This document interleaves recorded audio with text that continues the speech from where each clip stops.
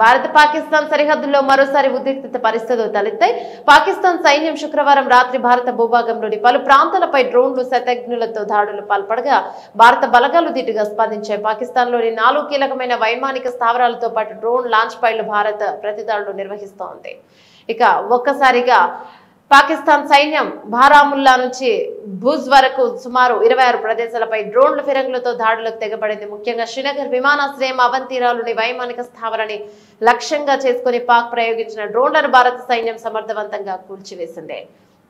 రావల్పిండి సమీపంలోని చకల్లాలో ఉన్న Noorjan air space, చకల్వాలోని ఇక మురీద్ ఎయిర్ స్పేస్, జాంగ్ జిల్లా షార్కోట్ లోని రఫీకి వైమానిక స్థావరాల్లో భారీ పేలుళ్లు సంభవించినట్టు తెలుస్తోంది. తమ వైమానిక స్థావరాల దాడులు జరిగిన విషయాన్ని పాకిస్తాన్ సైనిక ప్రతినిధి లెఫ్టినెంట్ జనరల్ అహ్మద్ షరీఫ్ చౌదరి ప్రకటించారు.